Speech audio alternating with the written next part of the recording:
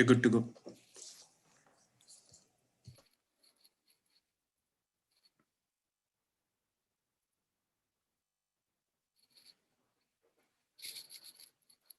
Okay. Hello, everyone. All of you, those of you streaming live on YouTube, thank you for joining.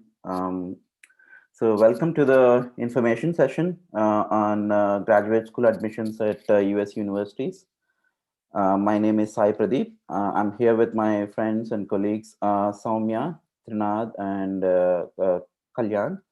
Our names are also listed on the slide. So we are all of us graduated from US universities.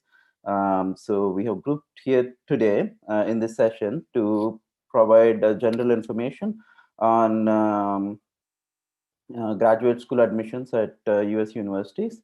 And we will also talk about our own individual experiences at our respective universities. Hopefully this will give you overall like broad view about what goes into the graduate school admissions and how the experience would be at US colleges and what would be the job prospects after that. Before we get started, let's thank Chetana Foundation for giving, setting up this session and connecting us so that we could do the information session. We hope this would be very beneficial for foreign students that are applying to US universities. We actually have Ravi Vanigalagaru, President and co-founder of Chetana Foundation, also on the bridge. And thank you, Ravi Garu, for initiating this. And we also have board members of Chetana Foundation, Sudhakar Garu, Pratima Garu, Kavita Garu, and my friend Vinny. Thank you, guys. Okay, so with that, let's get started. For students that are streaming in from foreign countries, this session is for you. So if you have any questions, post them in the comment section on the YouTube link. We'll be regularly watching the comment section. So, and then we'll take those questions as we go. At any point, if you don't understand something or if you have questions, please reach out to us in the comment section. We'll answer them. But if the comments are after the session, then we'll respond to you in the comments later on. Yeah. Okay. So here is the here I laid out different steps that are involved during the admission process. So the first thing is, of course, selecting a list of universities that we should apply to. I'll go into details of each of these items. Here, I just want to give you like an overview of the different steps involved. And then the reviewing application requirements. This is very important. Every university and the program will have slightly different application requirements. So it's very important to go through each and every requirement and arrange to make sure that's met. And then, of course, we need to take GRE and TOEFL exams. Lately, IELTS is also being accepted at a lot of US universities as an alternative to TOEFL. And then letters of recommendation. This is very important for PhD program, but a lot of master's programs also started to ask for recommendation letters. These would be recommendation letters from the professors or the researchers that you might have worked with. And then undergraduate transcripts. This is a proof of your undergraduate degree. If you're still completing the undergraduate degree, then you would be sending the grade sheets or mark sheets, whatever you have until that point. But you'll need to provide the official transcript and certificate once you enroll in the master's program or a graduate program here in US. And then we also need to provide statement of purpose, highlighting why you are applying to that university and program, and then also talking about why do you think your profile is the best fit for the program? And then resume, of course, highlighting your education, research experience or work experience, and awards and accomplishments, etc. We'll go into detail, little more detail of each of these items later. And then these days, most of the applications are online. So you will be submitting all of these online. And there's a fee associated with application. And the fee would be between $50 to $100 roughly for each university. And then, yeah, once the application is complete, the graduation admissions committee at the universities take about 2 to 3 months to review all the applications. And then they will send out offers for the selected students. So once you receive an offer and you select a particular university among your offers, then that university will send you the immigration documents that are needed for you to apply for US visa, student visa. So that's the general process. Yeah. Then I'll dive into a little more details for each of these items now. Okay. So first item here is the university selection. So I'm calling it university selection here, but I also I'm also along with it, I'm also talking about selecting university and also the department itself. So I laid out a few points here that would determine what universities that we picked. First thing is I think we'll need to decide whether what the objective of the graduate school education is. The plan is to do employment after masters, or the plan is to do PhD after masters, because that will determine what you look for in any university. If your objective is to do continue PhD, then we should be looking for if the university has good research facilities and infrastructure, and it also has professors that are renowned in the field of your interest. So those things would be very important. And also for PhD, it would be better if you could reach out to the specific professors and find out if he or she is willing to take any students this year, if that's the professor that you're interested in. But for masters, your focus should be on the coursework. If the coursework aligns with the areas that you want to eventually work on. And second thing is, how are the campus recruitment opportunities at that university for master students, and if they have any company tie-ups that would facilitate your employment after graduation. So that's with that. And second one is the program itself, like the department. For some of us, it could be straightforward. If we did undergraduate in computer science, we would apply for masters in computer science. That's a straightforward path. But often at US universities, we have lot of new opportunities, like for like something tangential to computer science. We also have other departments that cover similar coursework, or that could provide you with an employment in similar field.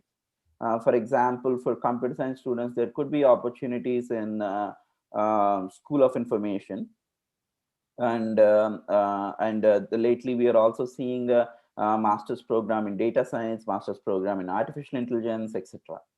So for someone of computer science background, there could be more than one department that he could apply to.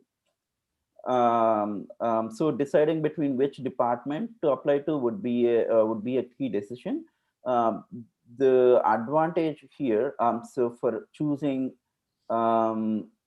like these evolving master's degrees, such as information sciences or data science, etc., would be these programs might not be as competitive as computer science. So by picking these newly evolving programs, you might have a better chance at getting into some of the top universities in your field. Um, but at the same time, these programs, you're probably exposed to the same career fairs and same campus recruitment opportunities that a computer science student would do. So that would be a good way to get into these top universities and make use of all the infrastructure and the established facilities such as campus recruitment and career fairs at the university.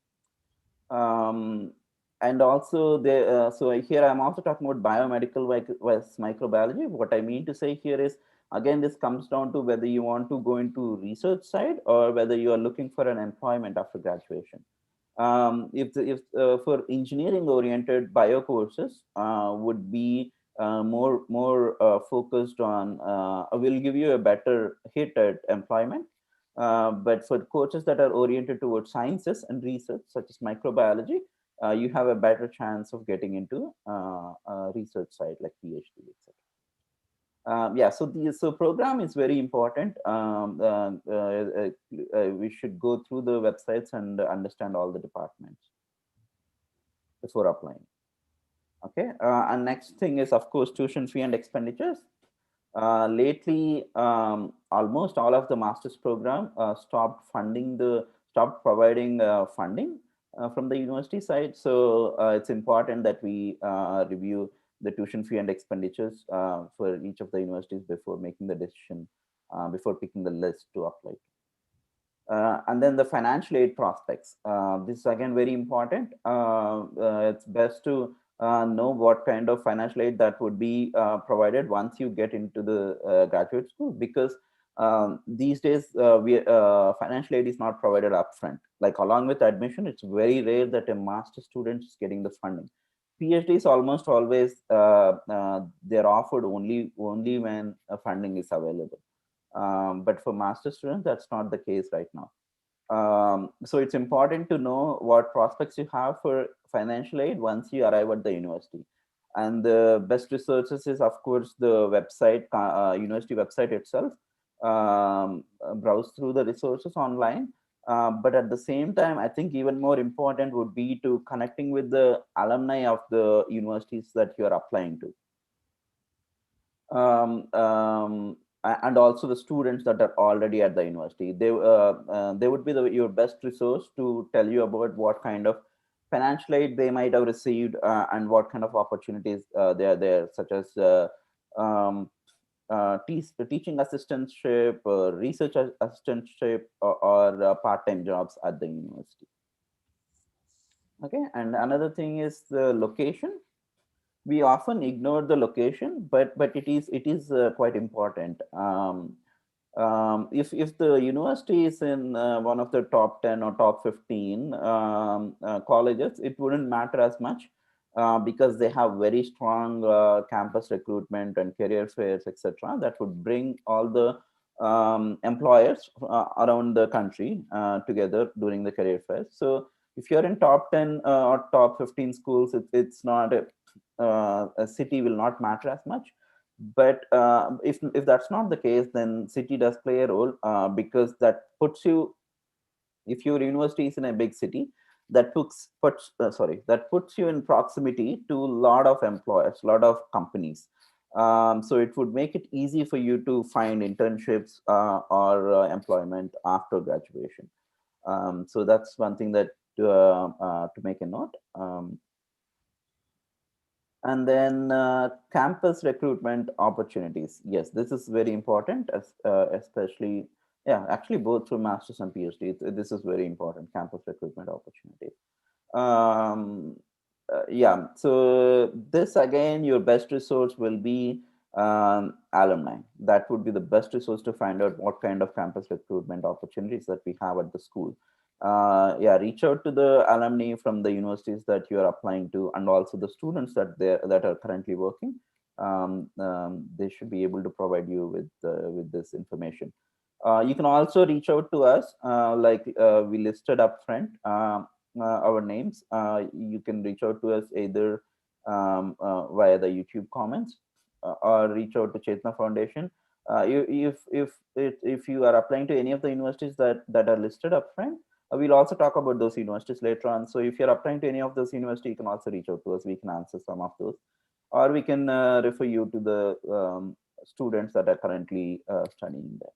Okay. And the Alumni Network, I spoke quite a bit about this already. So yeah, it's important to reach out to the alumni. Okay. And the reputation and ranking. This will, so browse about the browse. There are a lot of web resources. There are a lot of websites online talking in detail about the universities and the ranking, binned by the departments like computer science. What are the top schools? Biomedical, what are the top schools? And mechanical, same.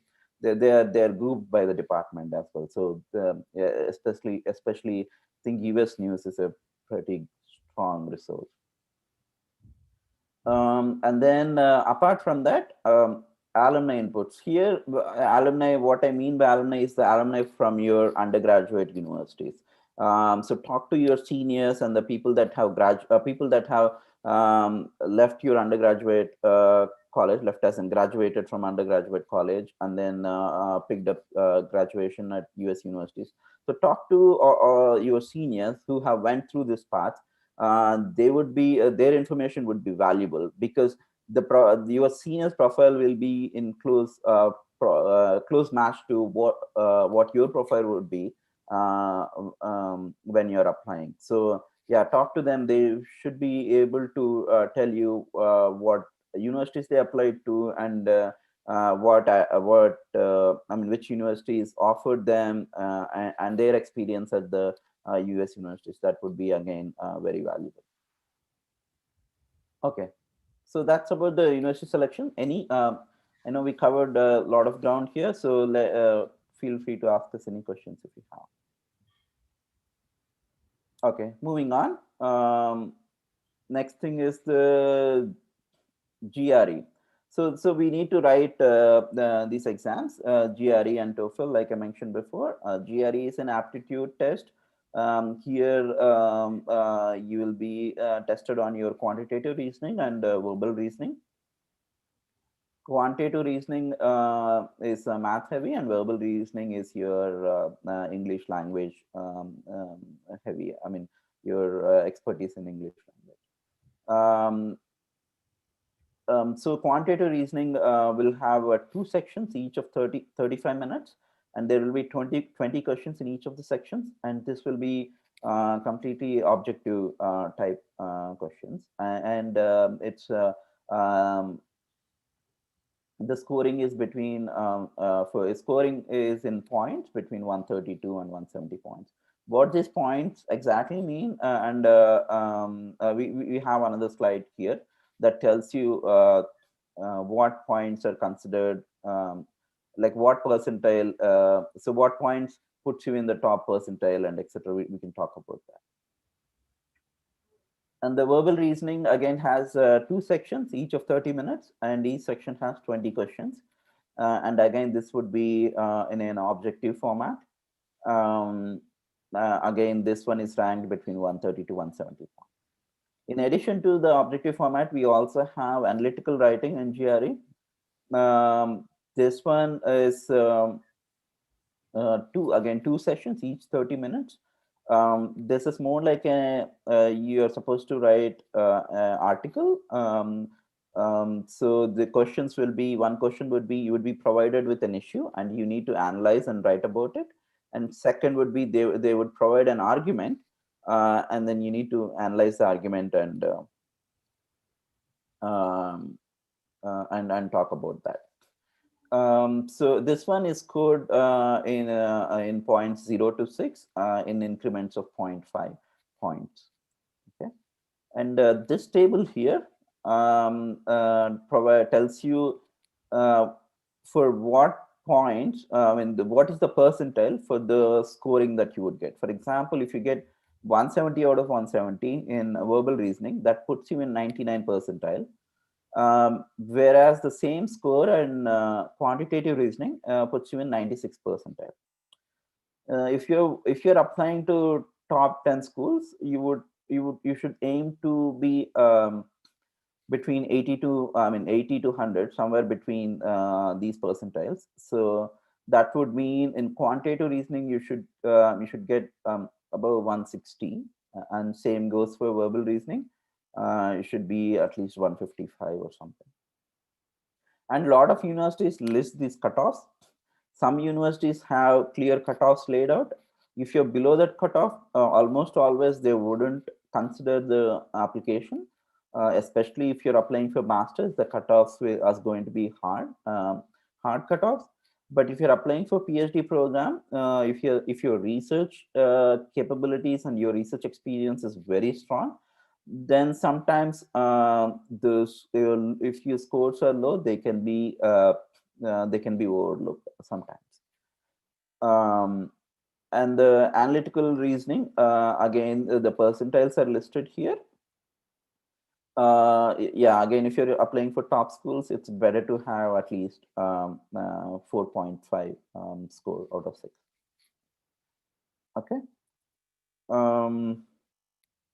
Again, these, if you have more questions, these details are also available in GRE website. So yeah, you can browse there as well. And it's important to take a look at the cutoffs for each universities. Yeah, you should be able to get that information on website. TOEFL. So TOEFL or IELTS. These are tests for English communications. So these exams would test your reading skills, listening skills, speaking skills, and writing skills. TOEFL takes about 3 hours to complete, um, and each section would go for about 30 minutes or so. And again, TOEFL and IELTS, these exams have a clear cutoffs. The cutoffs for TOEFL and IELTS are very, these are pretty hard cutoffs compared to even GRE.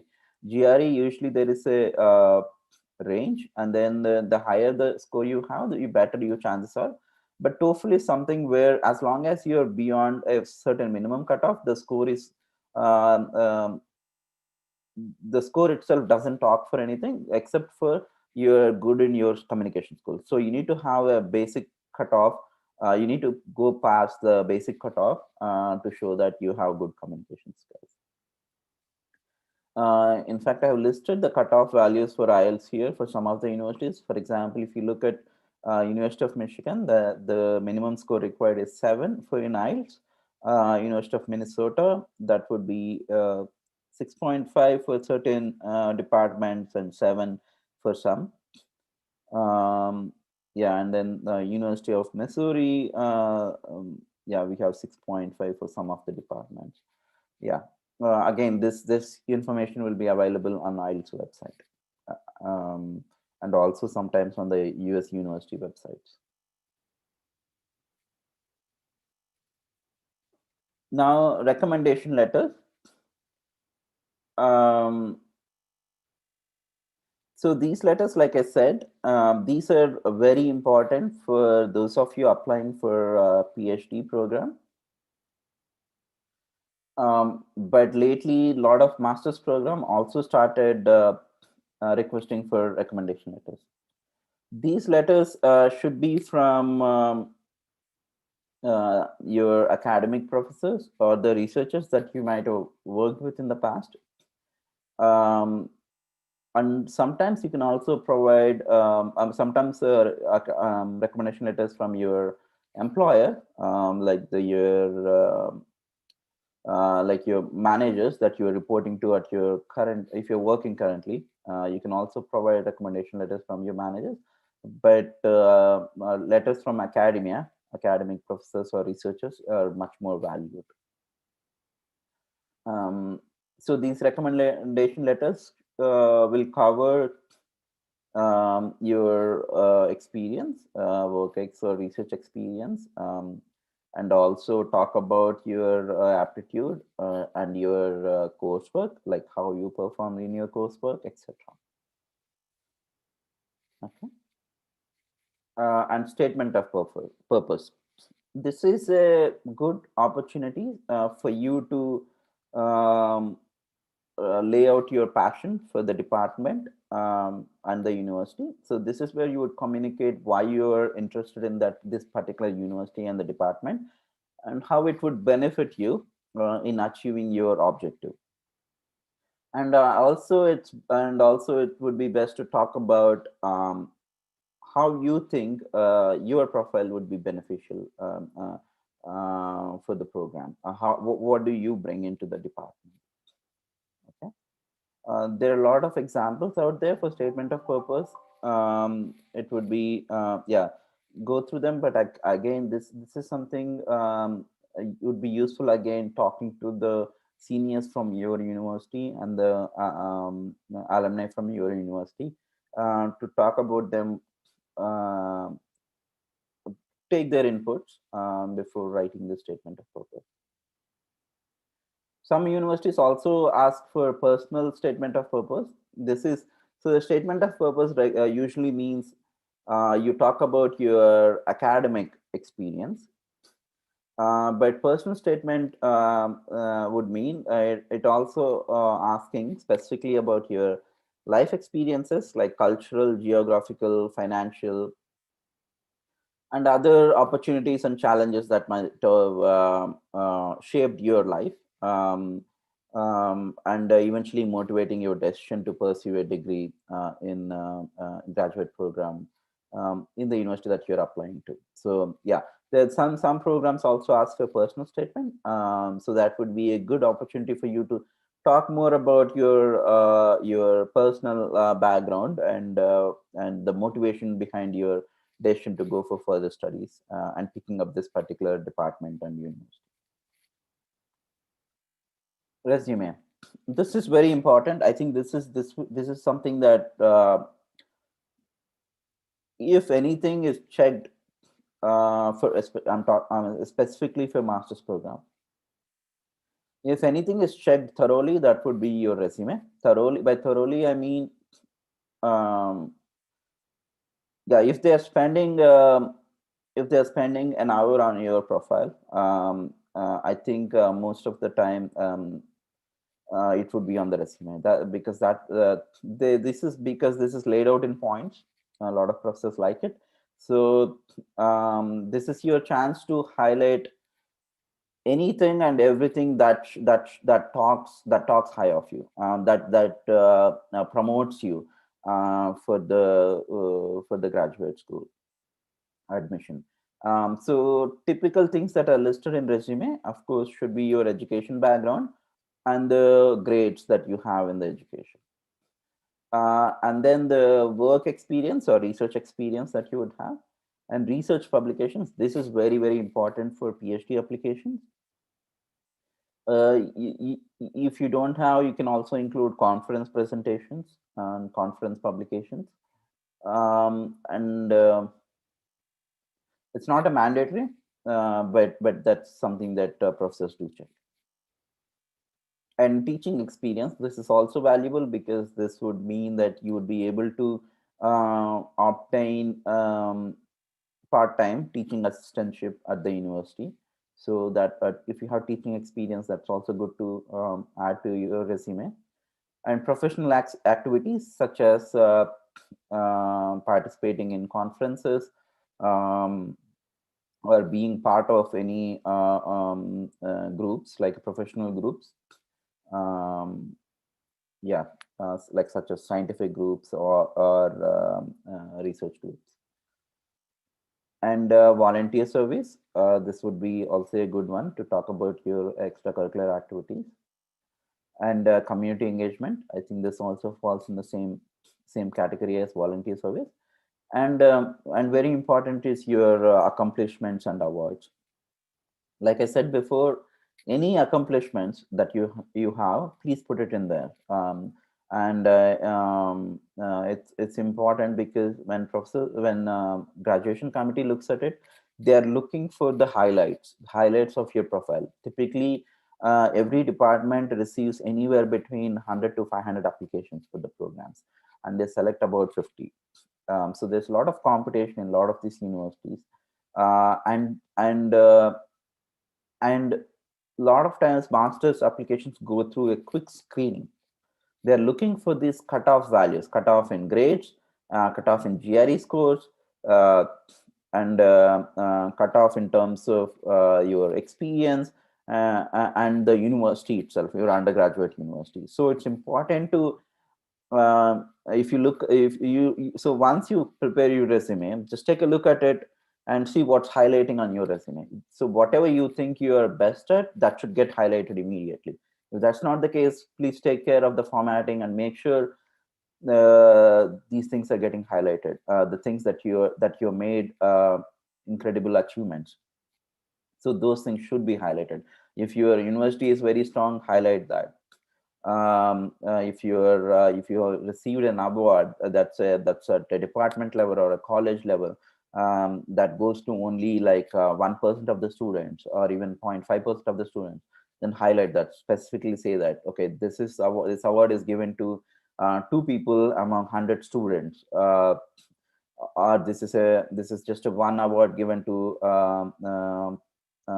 in an year, over the entire university. So yeah, make sure you highlight the importance of the award, and what that means, and also a lot of times you would be writing these exams for internships or applying for internships.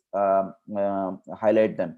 This internship, the application for this internship, there, I mean, hundreds of people apply for this internship, and I am one of 50 applicants that got selected for this internship. So things like this, make sure to highlight every single accomplishment that you have, and those should pop out the moment graduation committee look at your resume, and those things should pop out, and this will give you the best chance at getting into the universities. Okay. And yeah, so resume is very important. Again, if you have questions, reach out to us, and also reach out to your alumni, and also there will be some web resources talking about it. But resume is something I think it's best come from people that have walked this path. You can also, so if you have any, so my inputs here today is one from my own experience and my interactions with academic professors. I have interacted with a lot of graduation committee professors, so I know how these things work to some extent. So whatever I'm talking today is from that experience. Yeah, so if you have any academic contact, like academic professors, they would be a great resource for you to discuss these things. Okay. Um, and the rest, basically, these ones I covered before. Basically, you'll need to provide undergraduate transcripts, and then application would be online, where you would upload everything, and application fee. So every university is associated with every application is involves about a $50 to $100 fee, right? And then yeah, I think these things we talk. So one thing I want to highlight here, the application fee, right? So every university application comes at a cost, so it's very important to make a concise list of universities that you want to apply to, and making this list, the list should have a good mix of ambitious universities, the universities that are a little tough to get into, and should have a mix of reasonable universities where you have a fair chance of getting into, and then some universities where your admission is almost guaranteed. For someone of your profile, it's never guaranteed, but something that you would have a very pretty good, very strong chance of getting into based on your profile. So make sure you involve good mix of something above your something that's tough for your profile, something that's reasonable for your profile, and something that's easy for your profile. Make sure you have a good mix, because yeah, that would give you a that would give you a good opportunities to get into the best university and the department that your profile would stand a chance at. Okay. Okay, like I said, we'll now talk about our specific experiences at our university. So I'll start off with this. Um, so I myself I went to University of Michigan for my PhD in material science and engineering. And the reason why so this is one of my ambitious universities. So I was fortunate to get into the university. So basically, my background, I did my undergraduation in material science and technology from Indian Institute of Technology, Banaras Hindu University. Um, so and then and the reason for applying to the program that I actually applied to is macromolecular science and engineering. And this University of Michigan also had material science of engineering, but I specifically applied for macromolecular science and engineering. The reason for this is like I mentioned before, this is a evolving program. So I thought I would have a better chance of getting into University of Michigan um, uh, via macromolecular science and engineering program. But at the same time, this program was also providing me with an opportunity to work with any professor, be it material science department, mechanical, electronics, even computer science, any of the departments. I can work with the professors at these departments as long as they're working in the area of macromolecules. And that was macromolecules is something that where my research background was. So it was a really amazing opportunity for me to apply to these one of these evolving programs, but at the same time get all the opportunities that I would get if I had applied for a material science program or a mechanical engineering program. So that was a very interesting find for me. So I applied, and I was able to get the offer from the department. And the application process itself is exactly same as what I went through before. And I got the offer from the university. So the deadline for the application was in December, and I got the offer in February. This is for fall admission. Fall as in the admission. The university coursework starts in August time frame.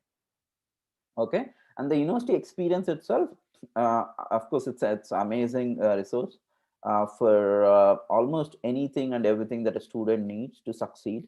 The university had everything, excellent library facilities, both physical library and also online library resources, and courses are top notch, and the facilities, facilities are cutting edge facilities.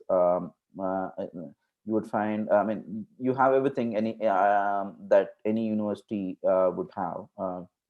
Um, and of course, the university had the pioneers in almost every research field at the university. Also, this is one of the top 10 universities for engineering. Yeah, so this check marks pretty much everything I wanted in the university. So this was yeah, that's with the university experience and job prospects. Yeah, like I said, most top 10 universities will have a very strong campus recruitment systems. University of Michigan had 2 career fairs per year, and it brings in hundreds of employers on site to recruit on campus. I was able to get offers from multiple companies after my PhD. And then the downsides, coming from India, the Michigan winters can be harsh. So that's something be aware of. Temperatures can go down to minus 10 degrees C on a cold days. One another thing, this is again, the University of Michigan is located in a college town, Ann Arbor. It's a beautiful city, but at the same time, it's not a big city. You would not have a lot of local employers. But since it's a top 10 school and they have very strong campus recruitment, it didn't matter as much. But again, that's something that you should consider. Okay. Then let me jump into my wife Deeksha, also supposed to join this session, but she had to get her visa stamped and she was looking for stamping appointment. She finally got one and had to travel to India, so she couldn't join. I'll get back to this, but I'll let some of my friends to go to the other universities, and then we'll come back to Diksha's profile. So Samya, do you want to talk about Central Michigan University? Yeah, sure. Hi everyone, this is Soumya. But before going ahead and talking about Central Michigan University, there's one person who's asking question is Rahul Mangamuri. He's asking, hello, hope you're doing good. And does work experience play a significant role in the admission process? If yes, what is the minimum period that aids in a good university of admission? Okay, I'll start off, and then please, Soumya, Chetana, or Kalyan, if you want to add, please add. Um, yes, work experience matters. Um, Basically, the work experience is viewed more like your skills. So what are the skill sets that you're already coming in with? um, and make sure to highlight those skill sets. As such, the how many years, like if you have 2 years versus 5 years, I don't think it would matter as much. But if you made a role change, or a work change, like your field is changed, or you're taking up more projects, that in that way the number of years will help. But if you're working in the same project, same skill set, multiple years, that wouldn't play as much role. But definitely work experience that matters, in a way that you have more experience coming in with. um, uh, like you have experience in different fields, which means you would be better at coursework, and also thesis, if you're doing thesis in masters. Yeah, in that way it would help. But again, it's the number of years as such will not matter, as long as your role is not changing, your projects are not changing. Yeah, I agree with Sai. I think it's the number of skills you bring to the table. I think you should definitely highlight the projects you have done and the skills that you have acquired during the job role.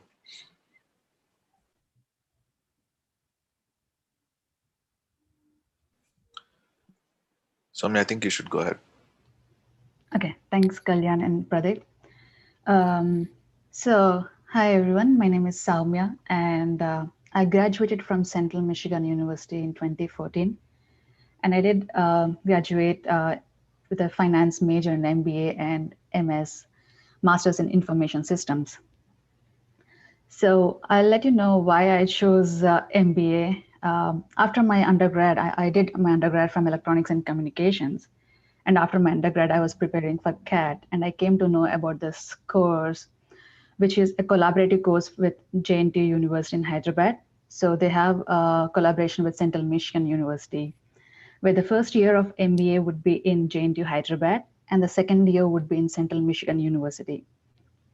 But the admission process is exactly the same as what you do for initial university's admission. Like after your first year, before your first year completion of MBA in JNTU, you need to give your GMAT exam and TOEFL exam, and you need to score as per the admission recommendations. So you have to get a score that's recommended as per the university, and then you need to apply for the university. The same application process is online. You need resume, you need SOP, a statement of purpose, and you need recommendation letters and undergrad transcripts and any financial documentation that's required for the admission process.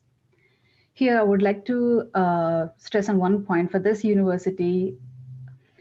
If you want a stipend or if you want any assistantship or something, you need to apply for the before the deadline, which is January for fall applications. And for spring, if you want to come for a spring, then it would be July. If you apply before the deadline, and if you apply for the stipend, there are some certain document that you need to submit before this deadline, and you need to as Sai said, you need to have a statement of purpose where you need to highlight why you are choosing this university or this program and what are your skills that you're bringing into that. And then you might get stipend, which will be useful, and then you don't have to pay for the first year of your college fee, and you'll get the full fee waiver. Also, if you're applying for a master's in information systems for Central Michigan University, one advantage is that on your I-20, you'll get 1 hour of graduate assistantship, which will make it much easier because you will be paying in-state fee, which is you'll be paying 1/3 of the fee for each credit. Let's say if the fee per one credit is $3,000, you will be paying only $1,000 per credit. And credits are based on the coursework that you can read online anywhere in the websites. You can see what a credit is and how many credits you need to do to complete your coursework. So coming to my experience, I did both MBA and MSIS. So as I said, I came to Central Michigan University to complete my MBA, and I chose finance as my major because I always interested in numbers, so I chose finance. And there are few of my friends who came along with me chose other departments and other majors like HR, sales, marketing.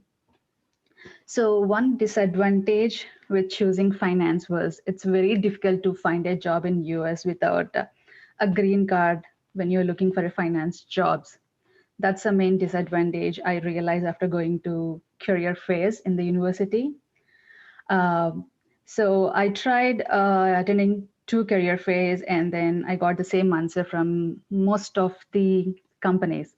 But my friends and my colleagues, they got selected because they chose different majors, and it was pretty easy for them to get into a company and get into a job.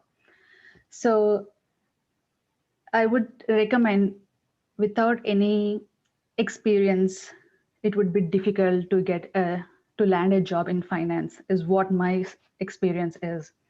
So with my scores from GMAT and TOEFL, my university gave me admission into MSIS because I already have graduate assistantship from the Department of MBA. One more thing is that if you're coming for MBA, you won't get graduate assistantship in your first semester. As soon as you will land in US, you won't be getting a graduate assistantship in the Department of MBA. You need to complete one semester, and based on your GPA, on your scores, they will evaluate your scores on your coursework, and you need to get recommendation letters from your professor to get a graduate assistantship in the Department of MBA.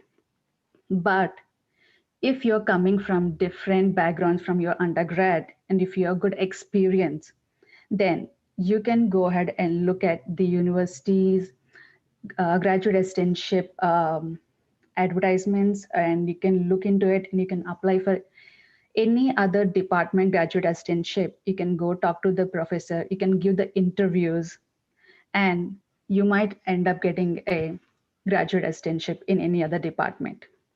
For me, I had my undergrad was from electronics and communication. So I applied for a lot of graduate assistantship positions in different departments like EEE, electronics and communications department. But because I had good scores from my first year of MBA in JNTU, my professor gave me the recommendation letter from my dean gave me the recommendation letter from JNTU University. So that's how I ended up getting a graduate assistantship. So my MBA department also sponsored from my Master's in Information Systems coursework. So I also did MS in Information Systems. And one more disadvantage of choosing MBA is that after your graduation, you will get only 1 year of optional program training. But with any other STEM program, you'll get 2 years of optional training program, or 3 years. Right now, I think it's 3 years.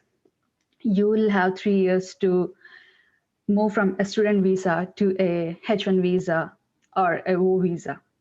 But for MBAs, there will be only 1 year in which you had to apply for your H1 visa and then you need to get it. After that, if you're not able to get a H1 visa, you might have to go back to college again. So that's one disadvantage with MBA. But from Central Michigan University, the coursework is really excellent.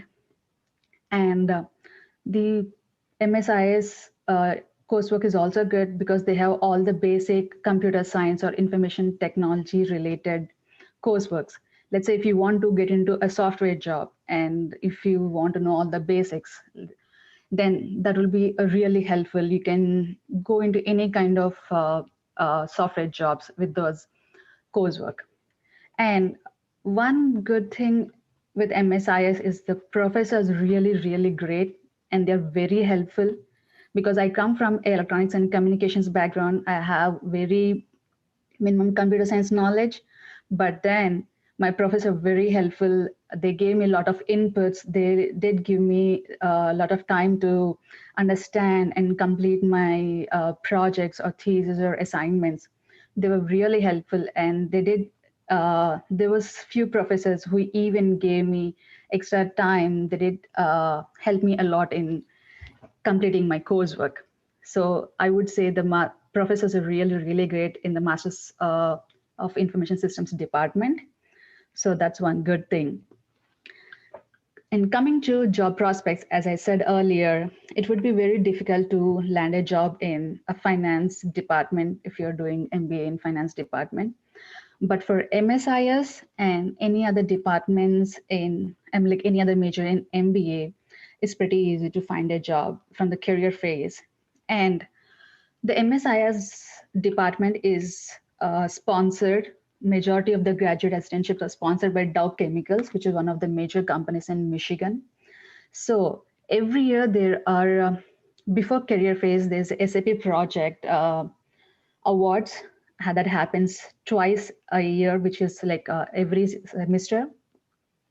If you can get that award, they're willing to give you a job. They'll hire you if you're really good at your project. And this project award events are group events. So you will be randomly picking people from different sections or different classes, groups, and they'll give you a project and they ask you to complete the project. If you can complete that project and if you can show them that whatever you learned or whatever you're capable of, and they're ready to hire you. That's one good thing with MSIS department. And coming to the downsides, as Sai said, Michigan State is very cold, and the winters are really, really harsh. And Central Michigan is more north towards the Michigan, so it's in winters there are times where it goes minus 20 degrees. And other thing is, as it's a university's town, so public transportation is not that great. So you might need other, you might need to find other ways of transportation to go out of the city. That's it. If you have any question, please post it in the comment section. We'll reply back. Thank you. And Kalyan and Trinath, one of you can take up. Thank you.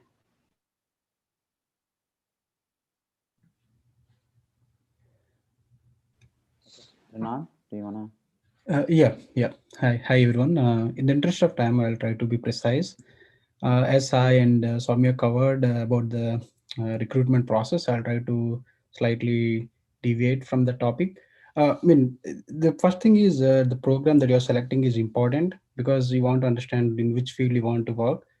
Uh, if you are interested in working in a software developer, it is better to uh, go towards the computer science programming. And also in the recent events that are happening in the visa process, like the employment related visas are more looking towards skill based and high paying jobs for avoiding visas. So you also want to observe the things that are happening related to visa.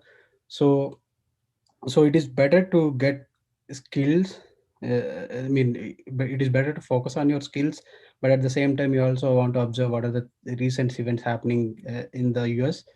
And when you're applying for the university, you also want to understand about the university and the culture there. Like it will be helpful in the visa interview time. I'll go through my experience why I selected University of Cincinnati at the time. I have undergrad degree from IIT BHU in civil engineering. Then I worked for 2 years in India. I wanted to explore and pursue higher studies. So at that time, I want to work in the field of data analysis and analytics. So I selected University of Cincinnati MSIS program because it is a STEM program. As Soumya mentioned earlier, STEM program usually have 2 to 3 years of OPT. So I thought it will give me some edge. If I have extra year or so, uh, I'll have some more time to get the work experience, work related visa. And the MSIS from University of Cincinnati is also from the College of Business. So I have the opportunity to choose any business course I want. And also at that time, MSIS has a strong tie-up with the companies, and almost all 95 to 100% of people are always getting co-op opportunities as a part of the master's program. So I did select the University of Cincinnati for that is one of the reason that why I selected the university as well. And the coursework is only 1 year, and I got an opportunity after 1 year with the company the university has tie up with. And it is important to look towards the university that has a good career fair and a strong company tie-ups, because as you know, if there is a job online, thousands of applications comes in. So now it becomes difficult for an employer to go through all the thousand applications, right? So they'll try to use keywords in the resume which is related to job or the networking, right? So if there is a job opportunity in my department, I'll try to hire a person who I know, right? That's where the networking comes into the picture. So if you attend the career fair, you know, the person, and you can I mean, if you talk to some person, he remembers your face, right? So there is a chance that your resume will be selected for at least for the interview. It doesn't guarantee a job, but you'll get in. So that's why it is important to attend the career fairs and to see the universities with the good career fairs or tie up with the companies. uh, Regarding the university, I'll say that the university has a great tie-ups with the companies, and they also provide the financial aid depending upon the scores in the first semester. The downsides is the coursework is only 1 year. When I did the coursework, it's only 1 year, so you have very less time to explore. As such, or get your feet wet. Uh, and earlier, somebody has asked about work experience. I think work experience matters if you are applying for more towards MBA related program like MBA programs usually prefer people with work experience because they can apply their work experience in related to the coursework. But for Master of Science, I would say like it is good to have work experience for getting tuition assistantship or other things. But as an undergraduate, if you are interested in PhD or are interested in Master of Science, it is better. I personally feel it is better to start applying as as early as possible, like right after your graduation, instead of going for a work experience in India. Yeah, with that, I'll hand over to the next person. Thank you.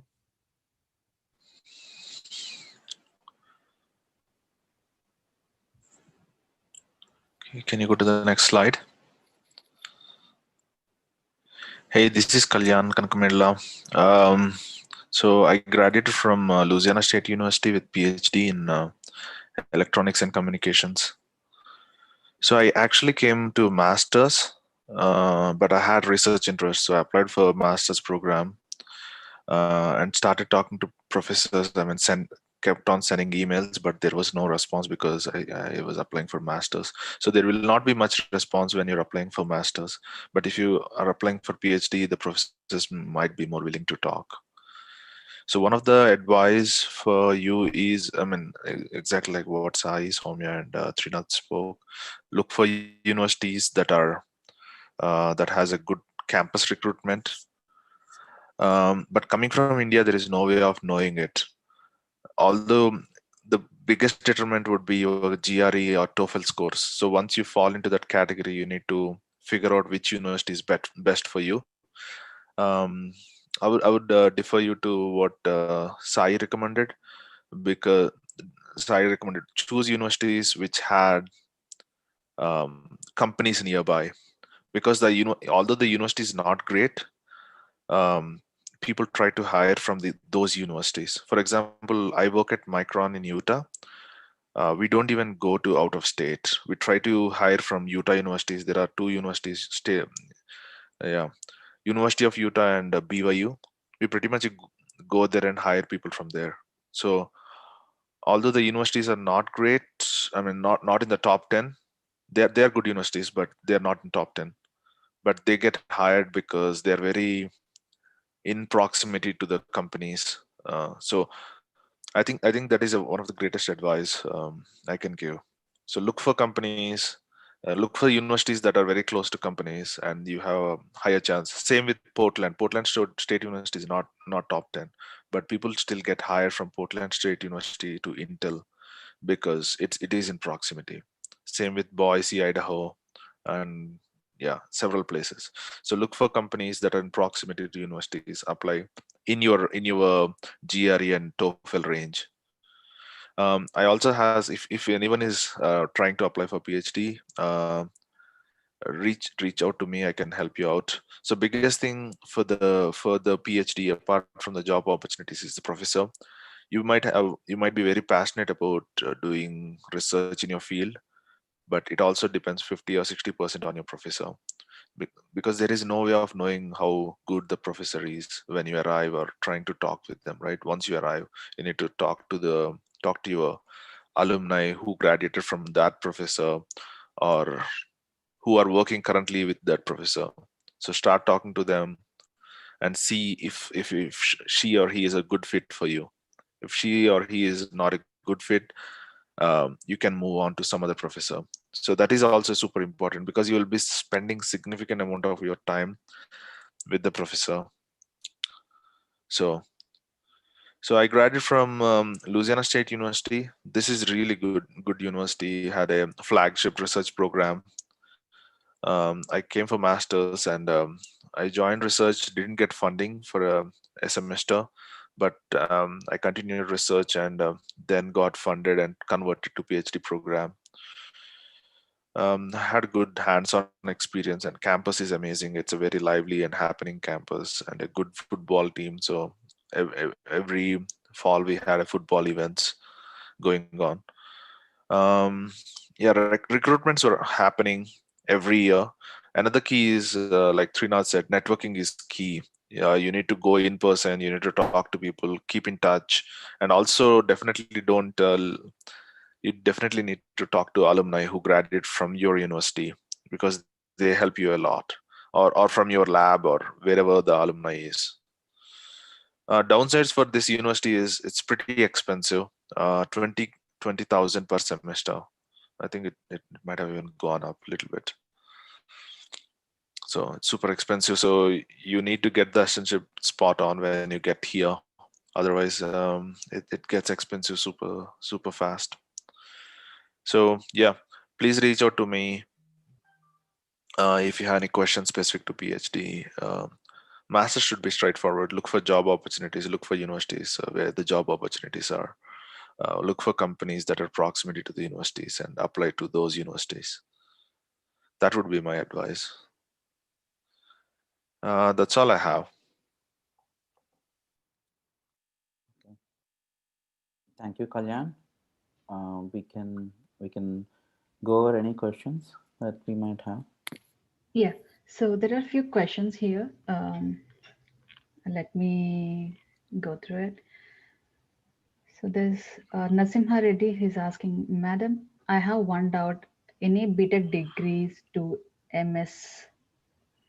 Yeah, so we all came from undergrad only. After completing our undergrad or BTech, we came to US to do masters. So after completing your BTech or before completing your BTech, you can give your GRE, TOEFL exams, and choose universities based on your undergrad major and you can apply for universities as soon as you're done your BTech degree, and you can come to US and do your masters. That's not at all an issue. You can also apply for PhD directly. So most of the people, most of the professors would consider from undergrad directly to the PhD. You don't need masters to do PhD. Correct. Okay. And so Jaydeep Kakumanu, he's saying, I need to know about job opportunities. Yeah, that is the exact same question I answered in the chat. So I really recommend uh, um, what Sai said, because it's hard to get very high GRE scores after. I mean, you can still get it, and it's hard to get into top 10 universities. So you need to be very decisive. Find universities which are close to companies like Portland. The university is not in top 10, not probably not in top 20 either, but there is a higher chance of getting placed in Intel because you're just in proximity. Same with Utah. University of Utah has 2 universities. So just find those universities. I think it would be the best bang for your buck. Finding those universities and going there, which has a very good relationship or very in proximity with the companies for masters. That would be definitely. I think that's a really good advice instead of choosing the top universities. Yeah, definitely. Yeah, place is going to matter, like Kalyan said before, and I have mentioned before. Proximity to the employers will definitely help. Yeah. Yeah, I mean, one thing I want to add is that like if you're looking for a job prospects, like you have to think about the areas that are in demand now. You observe the trends, like the cloud is now. I mean, if you're looking for a I mean, software or IT related jobs, like the software, the cloud is one area that is growing, and now other areas, data science and automation is a key thing. So you have to observe the trends which are in demand now. Like you will get an opportunity to learn a lot in during your coursework. Like you will be thoroughly tested, and you'll have the opportunity to learn in depth about the course that you select. So focus on the skill set. The skill set is important, along with the I mean other things like proximity and talking to your seniors about the career fairs or job opportunities. Like I think nowadays the Facebook groups would be very helpful in choosing your university. Like you will have at least about 2 or 3 months time before you select a university out of the offers that you got. So use those time to reach out to your present students in those universities and try to get more information before making your decision.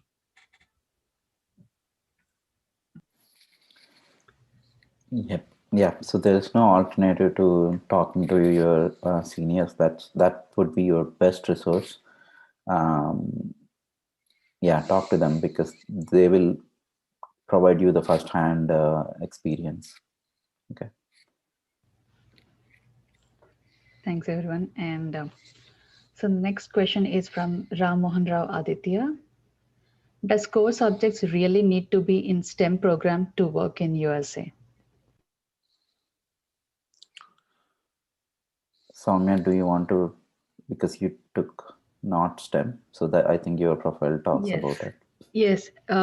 If you're coming into a program that is not in STEM, your work experience really matters. And other thing is, yes, core subjects, because as you don't have any experience in that core subject, you might need to take those subjects, and then you really, because for MBA, I needed to take more coursework than needed because I didn't had any MBA prior experience before coming to US.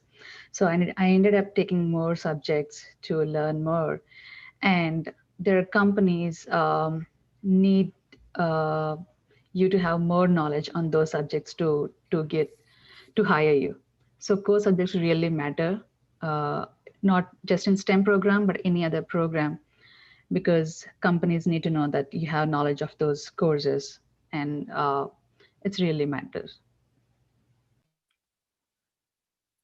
Yeah, I'll just add one point. So for some programs, it's even mandatory that you have minimum number of credits in that particular coursework before you can apply.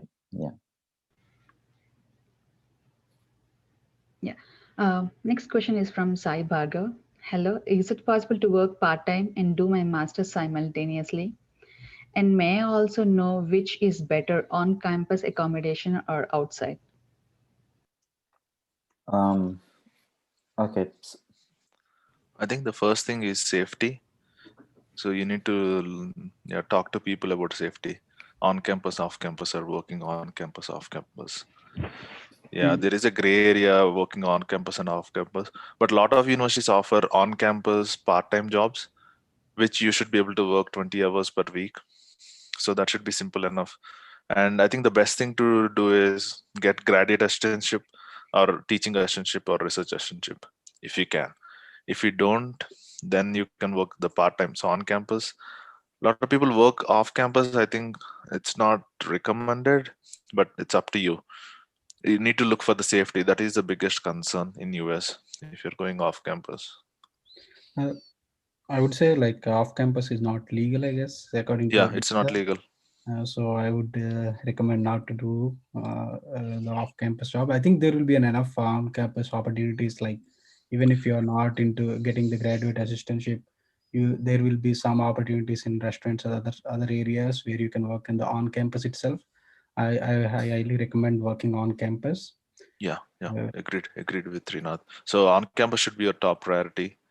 But yeah, if push come to shove, yeah, off campus is not legal.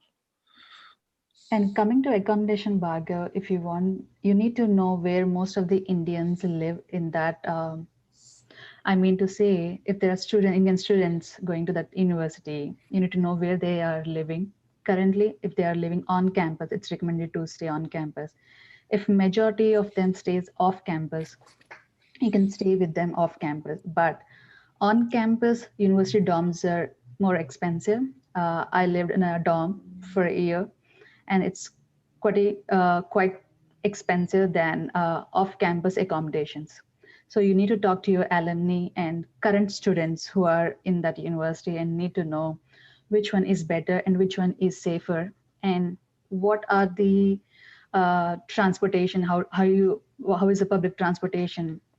So if you want to go to university, if the off campus accommodation is too far away, how are they traveling? You also need to know. So it's always better to talk to the current students in that university and also with the alumni.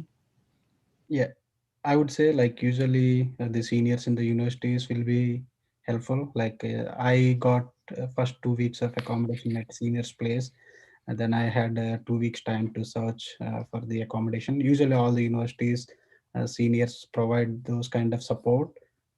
So yeah, you can. I mean, once you select the university, you can touch base with the Facebook group or anything, and your seniors would be able to help you in that process. Yeah, Facebook groups are a huge help. Yeah, I think first thing you should do is start following them. Whichever universities you apply, start following them. Who can help you? Start talking to them. That will be a huge help. Especially there will be Indian Student Association or something like that for each university. So, or if you don't have something like that, but you will still have people in that city. Let's say I'm from Utah. So there is a University of Utah Indian Student Association. Even if you don't have that, there is a University of Utah is in Salt Lake. So you will have Salt Lake Telugu Association or Utah Telugu Association. So they can also help you out a lot. I think one advice after all this talk is talking to people. Yeah. Yeah. I think, yeah, so make sure you take time to plan beforehand. There are a lot of pieces here. I think don't rush into it, don't rush, apply, and then don't come with this attitude, I'll figure it out. Yeah, that's good, but at the same time you need a lot of planning.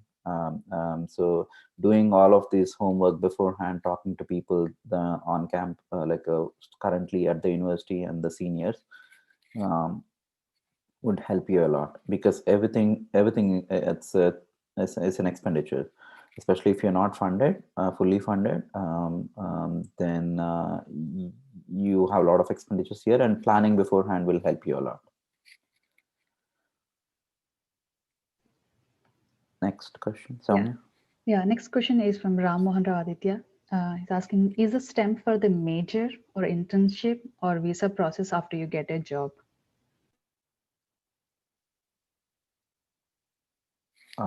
Is that OPT? Like, is the question about OPT? No, it's about STEM. What he's asking, what is a STEM Oh, program? Is it okay. is it for choosing a major, or is it for to land an internship, or is it for the visa process after getting your job? So what exactly the STEM program is asking?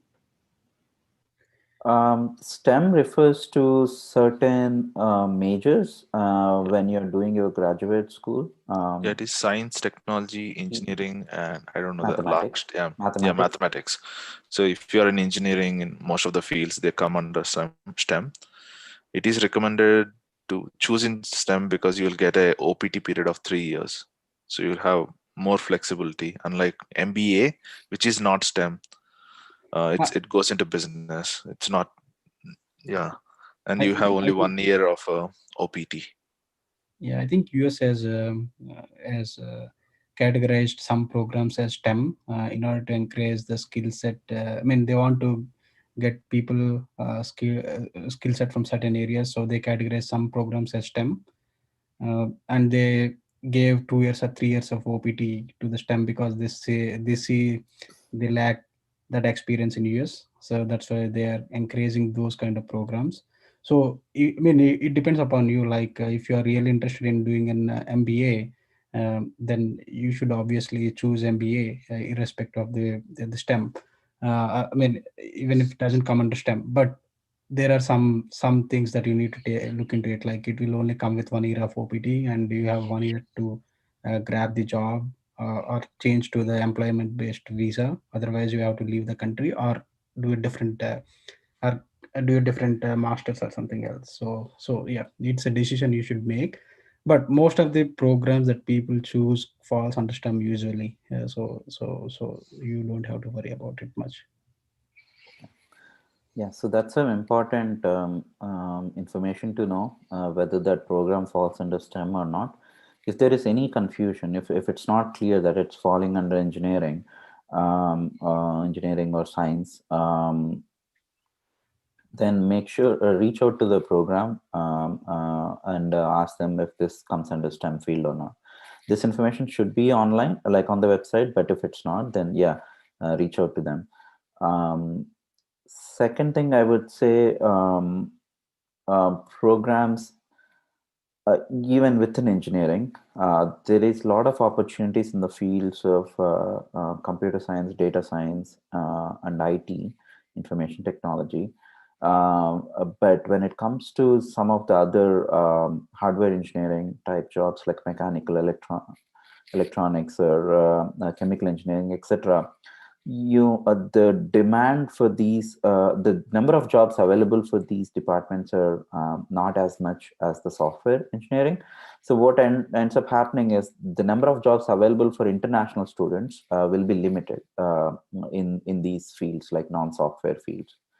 So this is also something that needs to be aware of, because since the number of jobs are limited, like usually top school, the folks from top schools will be able to fill in these jobs.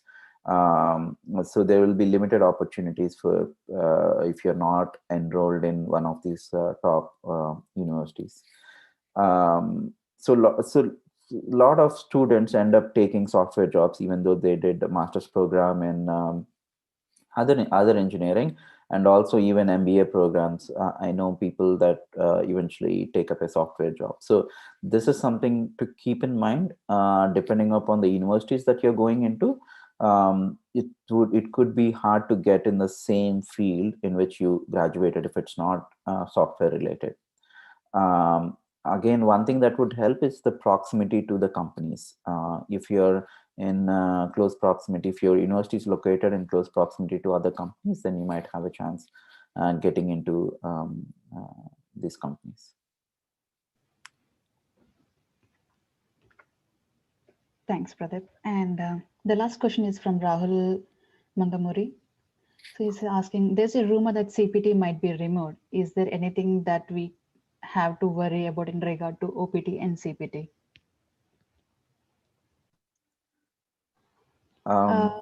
Yes, Soumya, go ahead.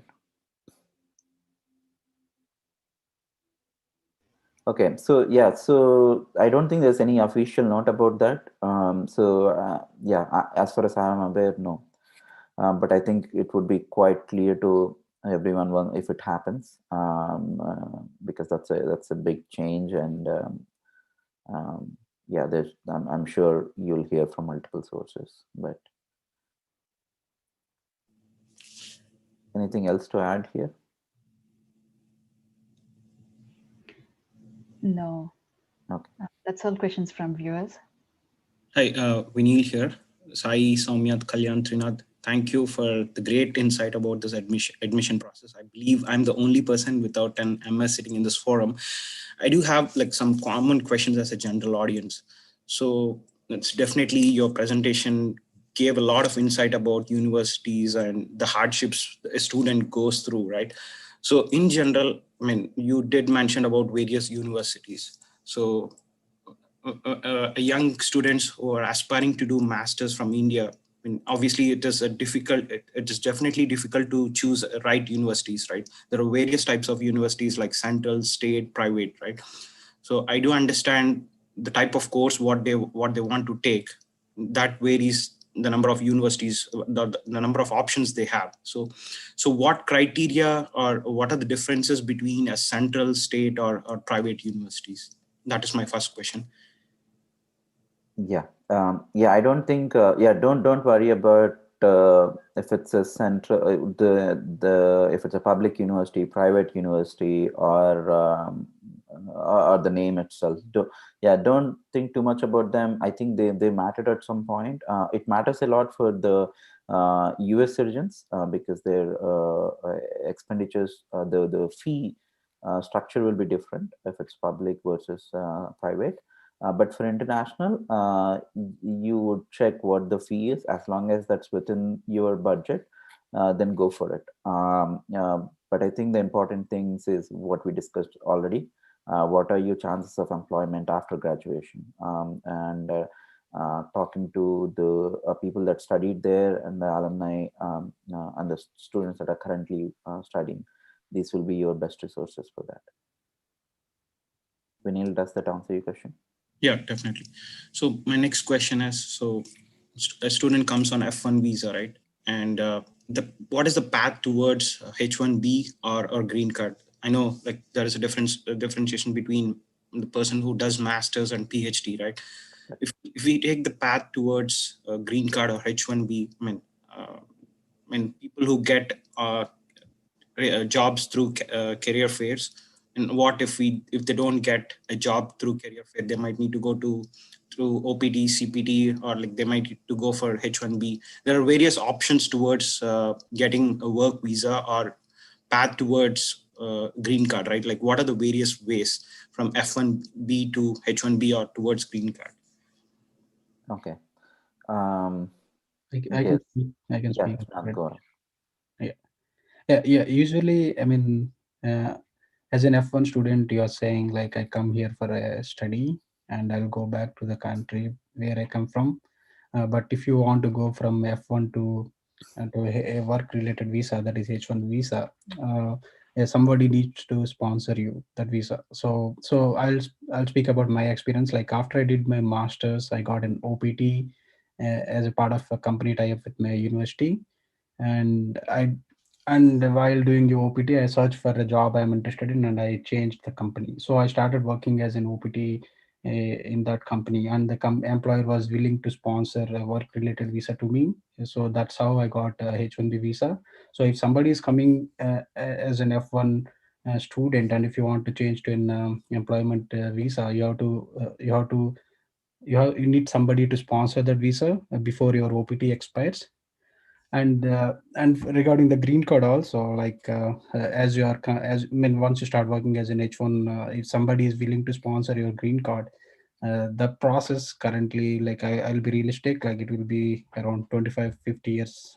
They're talking like if you want to get a green card now, so it is important to understand how to survive in H1. Like the currently the rules are getting changed, and they are becoming very strict, and they're looking for a skill based, highly skilled. I mean, it is categorized as highly skilled based related visa. You need to be in the certain, you need to have certain skill set to qualify for a H1 whenever you go for an application or a process or extension or anything. So yeah, somebody needs to sponsor your employment visa, and you need to have that skill set for somebody to sponsor that visa for you.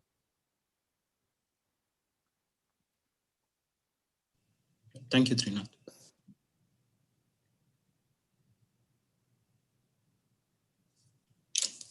Yeah. So my last question is, I mean, few of us did talked about the hardships what you went over, right? Like, so definitely the culturally there'll be a lot of difference, because we all grew up in India and coming back to here, right? Like, so how does that cultural difference initially make a difference? So initially, and obviously when we come newly to United States, there'll be a lot of dreams and there'll be a lot of challenges as well in terms of cultural differences. There are various factors involved, like when we enter a new campus, right? How to overcome all these challenges? I mean, each of you can share your general experiences. But I mean, a student who wants to pursue their masters, right, especially coming from India, they'll have a lot of questions. So what is that one single line you want to tell them? Okay. My single line would be to get in touch with your seniors. They will guide you. They are your gurus. Seniors and the students that are already at the university, they will be your guru for everything, because they have walked that path already. Getting in touch with them, and even maybe staying with them for some time would be very useful, because every place is slightly different. US is a vast country, so every university, every place is different. The culture is going to be slightly different, and being with someone who has already been there would be a great guide for you. Yeah, I'll say like you'll be thrown out of your comfort zone. So that's what provides you better opportunity to learn new things. So I'm definitely sure, like once you enter the US, you'll definitely be pushed to, I mean, that's, I mean, I'm definitely sure you'll all will succeed, because you'll be out of your comfort zone. So you'll work hard at whatever it takes to reach the other end. So you'll do whatever it takes to reach the other end. So I'm sure you'll definitely will succeed. So yeah, don't worry, stress about much about that, but focus on the areas that you're interested in, and understand and learn the coursework, and try to get the skill set improved, so other things will be taken care, and you'll have a very good time in US. Yeah, I agree with Pradeep and Trinath, but I also would like to add one more point. There will be times where you'll be thrown to the extreme end of your comfort zone. So you guys need to be really, really strong. And one thing is there's international affairs department in most of the universities. If by any chance, if you have any issues or any concerns, you can reach out to the international affairs department. They would be able to help you in any kind of issues like accommodation or any other issues. So don't have to worry about anything. Please talk to your alumni and talk to the international affairs department. Most of the people here are very helpful. Sure, great. Definitely. I understood that we have lovely people to help whoever is coming.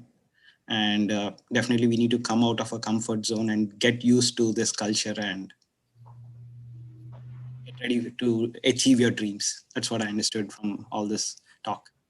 Thank you, Sai, Soumya, Trinad, and Kalyan. That's a great insight about this admission process. Vinil, before signing off, there's one more question from Rahul Mangamuri. Yes. So I would like to talk about that. So he's asking, thanks for that. Also, is there any considerable advantage for a fall semester career fair over spring in terms of job opportunities? Okay. Does anyone wants to talk about that?